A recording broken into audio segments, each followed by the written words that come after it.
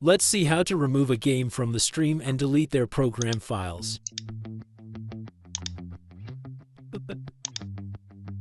Now I am deleting PUBG game and related PUBG program files.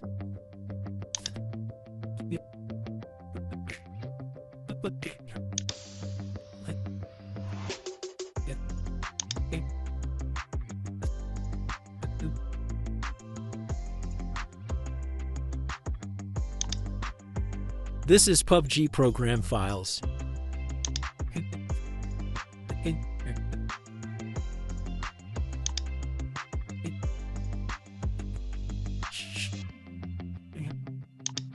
First, uninstall PUBG from stream.